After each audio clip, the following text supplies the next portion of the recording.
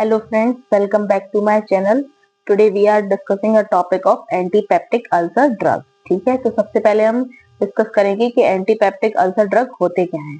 तो gastric ulcer are present in stomach, oesophagus and duodenum. जो gastric ulcer होते हैं वो कहाँ पर प्रेजेंट होते हैं? स्टमक, ईसोफेगस एंड ड्यूडेनम में। ठीक है, और गैस्ट्रिक अल्सर होते क्या है? गैस्ट्रिक अल्सर जो होते हैं वो एक्सेसिव एसिड जो सीक्रेट होता है स्टमक और ड्यूडेनम या ईसोफेगस में, उसकी वजह से जो अल्सर फॉर्म होते हैं उनको हम बोलते हैं गैस्ट्रिक अल्सर। ठीक है, इनको ट्रीट करने के लिए एंटीपेप्टिक अल्सर ड्रग्स यूज की जाती हैं। ठीक है, अब हम इसका क्लासिफिकेशन देखेंगे। हिस्टामिन H2 ब्लॉकर और प्रोटॉन पंप इनहिबिटर। जो एंटीपेप्टिक अल्सर ड्रग है उनको दो तरीके से डिफाइन किया गया है, हिस्टामिन H2 ब्लॉकर्स के थ्रू और प्रोटॉन पंप इनहिबिटर्स के थ्रू। तो सबसे पहले हम डिस्कस करेंगे कि हिस्टामिन H2 अगोनिस्ट और H2 ब्लॉकर्स। ठीक है, यानी हिस्टामिन 2 ब्लॉकर्स होते क्या हैं, तो हम देखेंगे they have inhibitory action of histamine H2 receptor और पैराइटल सेल ऑफ स्टमक।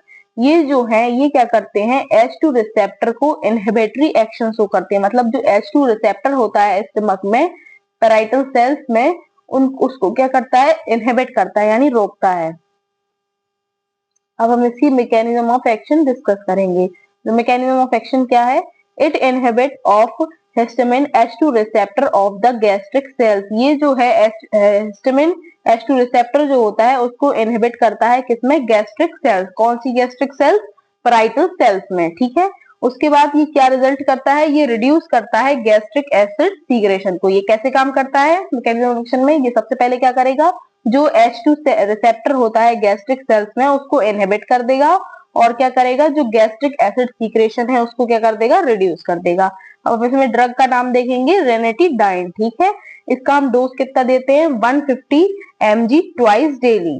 ठीक है, मतलब दिन में 2 बार देंगे 150 mg। इसको हम कैसे दे सकते हैं? ओरली भी दे सकते हैं, आईवी भी दे सकते हैं और आईएम भी दे सकते हैं। ठीक है, और आईवीएम किस तरीके से दे सकते हैं? इसको डाइल्यूट कर सकते हैं 5 ml नॉर्मल सलाइन जो होती है NS, उसमें दे सकते हैं कितने? विद इन 5 मिनट्स में, या फिर 100 ml जो नॉर्मल सलाइन होती है उसके साथ डाइल्यूट कर भी दे सकते हैं 15 to 20 मिनट्स में। इसका इंडिकेशन मतलब हम कहाँ पर जो हिस्टामिन H2 रिसेप्टर वाली जो ड्रग्स हैं वो यूज करते हैं, यानी रेनेटिडाइन कहाँ यूज करते हैं। इंडिकेशन गैस्ट्रोइसोफेजियल रिफ्लक्स में, स्ट्रेस अल्सर प्रोफाइलेक्सिस में, गैस्ट्रिक और ड्यूडेनल अल्सर में, गैस्ट्रिक हाइपर सीक्रेशन में, हार्ट बर्न और इंडाइजेशन में। ठीक है, हम इसका कॉन्ट्राइंडिकेशन देखेंगे। हाइपर सेंसिटिविटी मतलब जो एलर्जिक रिएक्शन शो करते हैं उसमें हम पेशेंट को ये ड्रग नहीं देंगे, या फिर लैक्टेशन या फिर प्रेगनेंसी में। ठीक है, अब हम इसके एडवर्स इफेक्ट देखेंगे। तो एडवर्स इफेक्ट क्या होते हैं? जो भी हम ड्रग्स देते हैं अगर उनका कोई साइड इफेक्ट शो होता है तो उसको हम बोलते हैं एडवर्स इफेक्ट। ठीक है, abdominal cramp, jaundice, diarrhoea, headache, lethargy, neutropenia, rash, sweating, nausea, vomiting, diarrhoea, fever और थ्रोम्बोसाइटोपिनिया। ये सारे जो एडवर्स इफेक्ट है ये हो सकता है कि अगर हम ड्रग को एक्सेसिव अमाउंट में दे दें तो पेशेंट को ये सारे साइड इफेक्ट शो हो सकते हैं। ठीक है, अब हम डिस्कस करेंगे प्रोटॉन पंप इनहिबिटर। तो प्रोटॉन पंप इनहिबिटर भी है जो सेकंड क्लासिफिकेशन है किसका?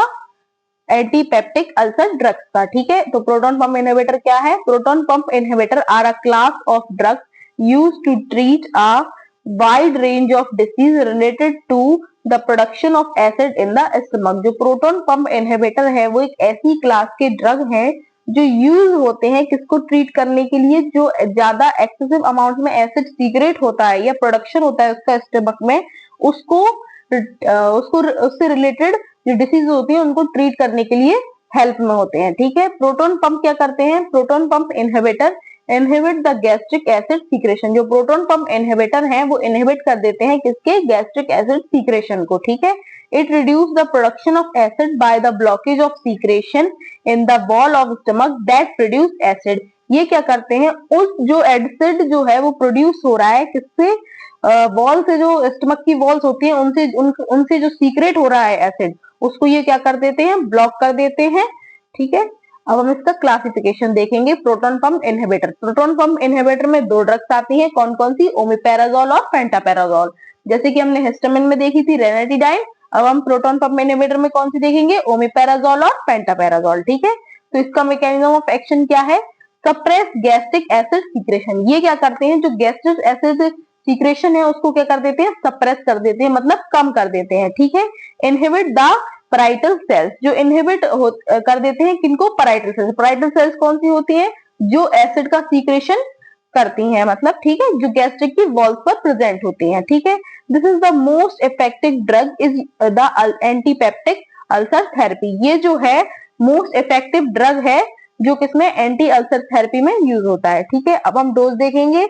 ओमिपेराजोल जो है 20 mg कैप्सूल दिया जाता है ओरली वंस डेली। इसको हम कैसे देते हैं, बिफोर मील, मतलब मॉर्निंग के टाइम देते हैं बिना कुछ खाए। ठीक है, पेंटापेराजोल कैसी होती है, 40 mg गिवन आईवी बीडी, मतलब दिन में 2 बार।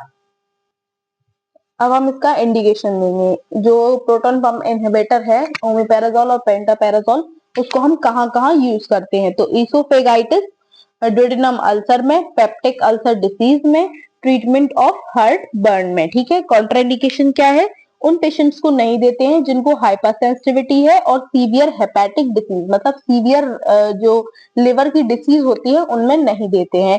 और किसमें नहीं देते हैं, लैक्टेशन और प्रेगनेंसी में। ठीक है, अब इसके भी साइड इफेक्ट्स या एडवर्स इफेक्ट क्या क्या हो सकते हैं, एब्डोमिनल पेन हो सकता है, नोजिया हो सकता है, एनोरेक्सिया हो सकता है, diarrhoea, proteinuria, haematuria, headache, dizziness, dry skin, back pain, fatigue, anaemia, chest pain, anxiety और यूटीआई। ठीक है, अब नर्सिंग रिस्पॉन्सिबिलिटी हम डिस्कस करेंगे किसकी, एंटीपेप्टिक अल्सर ड्रग्स की। हमें क्या क्या नर्सिंग से रिलेटेड रिस्पॉन्सिबिलिटी निभानी है। ठीक है, assess the patient condition regularly, हमें पेशेंट की जो कंडीशन है उसको रेगुलरली असेस करना है। ठीक है, assess the side effects of drug, हमें चेक करते रहना है कि पेशेंट्स को कोई एडवर्स या साइड इफेक्ट्स तो नहीं हो रहे हैं हम जब ड्रग दे रहे हैं तब। ठीक है, provide the medication at the correct time and right dose, हमें जो मेडिकेशन है उस पे जो राइट्स होते हैं वो सारे फॉलो करने हैं और पेशेंट को राइट टाइम और राइट डोज में हमें मेडिसिन जो है देनी है। ठीक है, और क्या करना है, उसके जो थेराप्यूटिक इफेक्ट है उनको भी मॉनिटर करना है। ठीक है,